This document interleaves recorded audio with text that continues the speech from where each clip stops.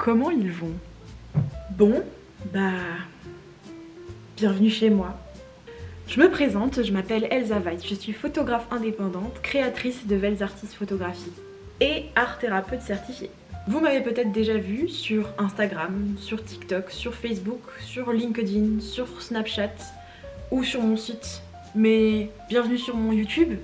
Aujourd'hui, je vous propose un format horizontal, un peu plus proche du podcast, donc mettez-vous bien à l'aise et on va discuter un petit peu. On va parler photographie, art-thérapie, projet professionnel, artistique, vie personnelle, psychologie, bien-être. Je vais parler quoi. Donc si vous vous mettez à faire autre chose pendant cette vidéo, je serai pas vexée. Pour faire cette vidéo, je me suis basée sur vos questions qui ont été posées sur Instagram, TikTok et Snapchat et on va y répondre plus en détail sur certaines questions. Sachant qu'il y a un format vertical plus court qui sortira sur ces réseaux-là. On commence ? Ce qu'il faut savoir, c'est que j'ai fait un bac général du côté de Mulhouse en habitant chez mes parents. Et le confinement dû au Covid est tombé pendant mon année de bac de français. En plus de ça, il y avait une trahison amicale très compliquée qui m'a mis dans un burn-out, dépression, crise d'angoisse, anxiété constante, sommeil compliqué, crise d'hyperphagie, c'est une TCA, et évidemment des tentatives de suicide. Autant dire que le confinement coincé à la maison, c'était vraiment pas évident à gérer. Mais la photographie m'a vraiment aidée, je l'ai découverte pendant le confinement et ça m'a permis de vraiment m'évader pendant les journées où j'étais coincée chez moi. À la fin de mon année de première, je me suis dit, faut que je commence à penser à Parcoursup quand même. Et je me suis dit, la photo ça me plaît bien, mais est-ce que j'ai le talent pour ça ? On va essayer hein. Donc j'ai mis un BTS photographie dans mes vœux, mais j'ai mis un BTS avec un taux d'accès à 13%, pour être sûre que si je suis prise, c'est ma place. Et devinez quoi ? J'ai été prise. Alors que j'ai qu'1 an d'expérience en photo, et que franchement comparé aux gens de ma classe, c'est assez nul ce que je fais. Pour info, je savais même pas ce que c'était les 3 réglages de base, le diaphragme, la vitesse d'obturation et la sensibilité ISO d'un appareil. Je vous ferai des vidéos dessus si vous voulez savoir ce que c'est. Je me retrouve donc à Saint-Dié-des-Vosges pour un BTS service photographie sur 2 ans. Le BTS était très compliqué au début, un peu au milieu et à la fin aussi en fait. Parce que j'étais larguée. Il y avait des matières qui font mal à la tête rien que par leur nom. Non mais la sensitométrie s'il vous plaît. Bref, je me retrouve dans ce BTS avec des stages. Et ça, c'était génial. J'ai fait un premier stage dans la vente de matériel du côté de chez mes parents, un deuxième stage à Lyon dans la mode et un troisième stage sur Paris dans le développement argentique. Les 2 premiers stages étaient sur ma première année et le troisième sur ma deuxième année. Et en deuxième année, il y a un projet photographique pour les examens à mener à bien sur toute l'année. Le sujet de mon année, c'était faire corps. En vrai, c'était un super sujet. J'ai beaucoup aimé ce sujet. À la base, mon projet était basé sur l'écologie, faire corps avec la nature. Parce que mon but c'était d'amener un sujet important pour moi sur la table de mon jury et de pouvoir en parler comme j'en parlerais à un ami. Sauf que mon projet il était plein de failles, donc finalement j'ai dû changer 2 jours avant de rendre ma note d'intention. Et je me suis dit on va aller sur le projet de secours que j'avais prévu, on va faire corps avec soi-même. Et en fait, j'étais loin de m'imaginer que ce sujet-là, il allait complètement transformer ma vision de la photo et de la psychologie, de la thérapie. Tout au long de ma deuxième année, j'ai fait des shootings avec des personnes qui avaient des problèmes avec leur image de soi, c'est-à-dire des personnes victimes de TCA, anorexie, boulimie, hyperphagie, des personnes atteintes de vitiligo ou de dépigmentation de la peau. J'ai aussi pu travailler avec des personnes malades, des personnes atteintes de cancer du sein. J'avais aussi des modèles qui étaient complexés par leur couleur de peau, leur type de cheveux, leur acné, plein de choses différentes qui en soi font de nous des personnes uniques, mais qui sont tellement standardisées par la mode et par la beauté de nos jours que ça en devient des complexes quand on rentre plus dans les cases. J'ai donc pu construire un projet photo en mettant en valeur ces complexes pour répondre à une problématique sur faire corps avec soi-même et sur l'image de soi. Bon, je pense que vous vous en doutez, c'était pas évident tous les jours parce que je parlais de confiance en soi, d'estime de soi et d'image de soi à des personnes alors que moi-même j'en souffrais. J'ai donc choisi de m'inclure pleinement au projet en faisant des autoportraits pour être 100% actrice et participatrice de mon projet. Et honnêtement, je pense que c'était la meilleure décision de ma vie parce que ça m'a tellement fait du bien. Aujourd'hui, je peux dire que ce projet il m'a vraiment orientée sur la suite aussi parce que je serais pas devenue art thérapeute si j'avais pas fait ce projet-là.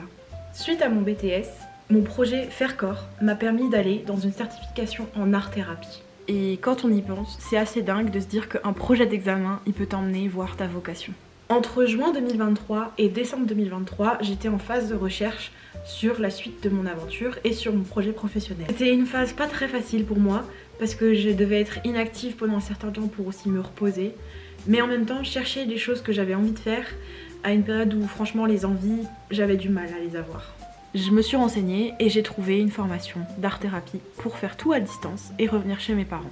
Et le pire, ou le mieux, c'est que c'est mon projet Faire-Corps qui m'a permis d'entrer dans cette certification. En gros, ils cherchaient des personnes qui avaient des projets aboutis pour pouvoir exercer à la fin de la formation. Et moi personnellement, mon projet, c'était de faire de la photothérapie. Mais en réalité, tout ça, je l'avais déjà fait en BTS. Donc il m'a suffi de donner ce projet-là pour obtenir une réponse positive. Peut-être que vous ne savez pas ce que c'est l'art-thérapie. En gros, pour faire simple, c'est trouver un moyen d'expression autre que verbal pour faire sortir des émotions, extérioriser des choses, agréables, désagréables, et pour aller mieux à la sortie de la séance. En gros, c'est du punching ball avec des pinceaux, globalement. Et personnellement, je me suis formée à l'art-thérapie moderne. Mais qu'est-ce que c'est l'art-thérapie moderne ? Eh ben, c'est de l'art-thérapie, mais avec un courant particulier, c'est-à-dire que les thérapeutes sont experts dans un domaine artistique. C'est-à-dire que pour obtenir l'accès à une certification, il faut avoir fait un minimum 2 ans dans un art en particulier, de formation dans un art en particulier. C'est-à-dire, moi personnellement, la photo. J'ai fait un BTS, ça fait pile poil 2 ans, j'ai pu rentrer. Je suis donc nommée art-thérapeute experte en photo. Ce qui veut dire que pendant ma formation, j'avais une particularité, c'est que j'étais formée à utiliser la photographie comme média artistique pour proposer de la thérapie. Et franchement, c'était hyper intéressant. Pendant cette formation, j'ai fait un stage en clinique psychiatrique, en hôpital de jour et en mission locale. La mission locale, c'est un endroit un peu comme France Travail, mais que pour les jeunes. Donc je travaillais avec des jeunes de mon âge qui étaient en reconversion professionnelle. Et franchement, toutes les expériences étaient très différentes, donc c'était très riche et très intéressant. Pendant la première année de la certification, je n'avais pas de stage. Donc du coup, j'ai fait un service civique dans une association dans laquelle je suis pleinement intégrée déjà depuis plusieurs années, quasi à plein temps. Toujours avec mes cours d'art-thérapie à côté. Et en deuxième année, je n'avais plus le temps pour le service civique, donc mon service civique n'a duré que 9 mois. Et j'avais mes stages pendant ma certification. Alors je vous cache pas qu'il y a eu quelques rebondissements avec l'école d'art-thérapie, donc je vous ferai une vidéo encore à part là-dessus si ça vous intéresse. Mais vraiment, c'était pas simple d'arriver au bout avec une école pareille. J'ai dû rédiger un mémoire, faire une soutenance sur ce mémoire, et maintenant je suis art-thérapeute certifiée, ainsi que photographe diplômée. Aujourd'hui, mon but, ça a été de mélanger ces deux pratiques, l'art-thérapie d'un côté et la photo de l'autre, pour faire de la photothérapie. C'est ce que je propose dans mes services, parce que toutes mes prestations sont à visée bienveillante, thérapeutique pour certaines, pour la confiance en soi, l'image de soi. L'idée c'est de faire une bulle dans laquelle vous vous sentirez bien et accueilli sans être jugé. Mais évidemment, j'ai une prestation particulière pour l'art-thérapie, enfin, la photothérapie. Je propose des portraits type Vels artistes, dans lesquels on se retrouve face à face pour un échange de 15 minutes et ensuite un shooting pour mettre en avant vos complexes. Tout ça, c'est l'aboutissement de mon projet sur mes 4 ans post-bac. Et ça fait du bien de voir les choses concrètement devenir réalité parce que c'était long jusqu'à ce que je vois ça. Mais honnêtement, je pense que je n'ai pas envie de faire quoi que ce soit d'autre parce que si je n'en fais plus, la photo me manque. La thérapie et l'aide à la personne, c'est moteur dans ma vie à une puissance dingue. Et de pouvoir lier les deux, ça fait que jamais je m'ennuie en fait. Quelle que soit la pratique que je vais faire, quels que soient les patients ou les clients que je vais avoir, jamais je m'ennuie parce que tout le monde est différent. Vous pouvez trouver mes tarifs sur mon compte Instagram et sur TikTok et aussi sur mon site internet. Et si vous regardez sur ces tarifs, vous verrez en bas que j'ai écrit remise de 5% possible pour les étudiants et les chercheurs d'emploi.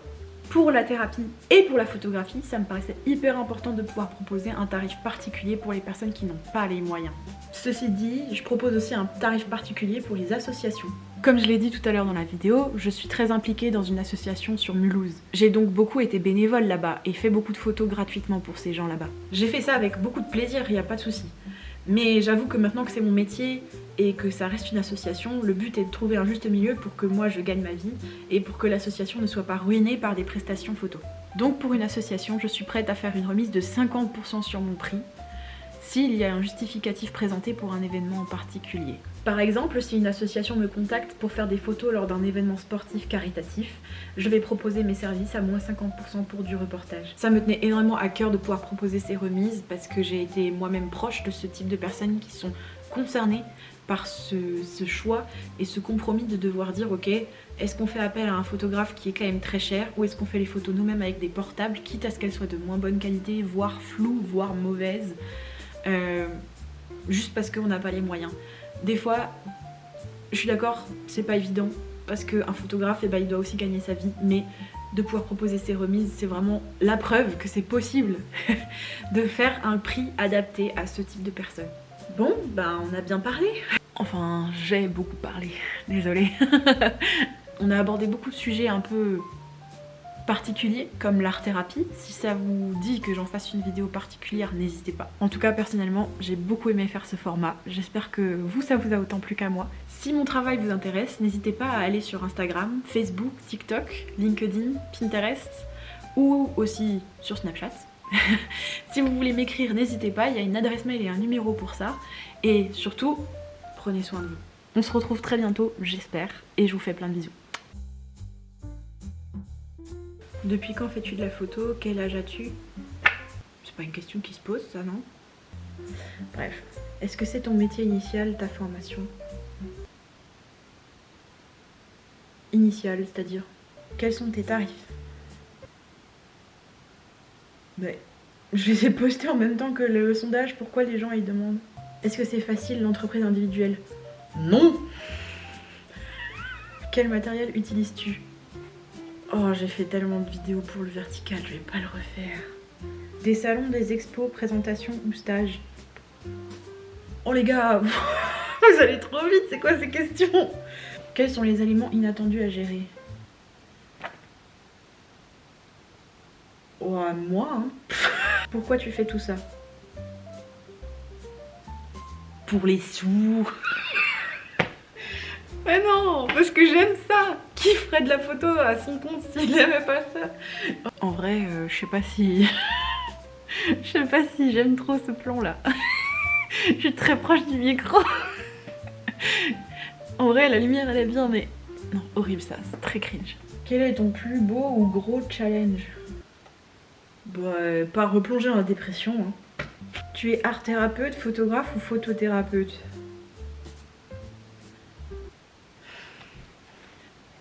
Les trois, Michel. Les trois.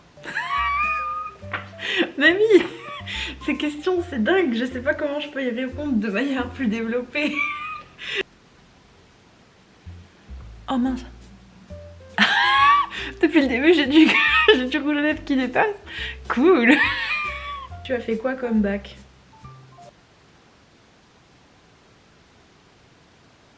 J'ai fait un bac général. Rien de dingue. Bon après, option dépression, mais un bac général quoi, finalement.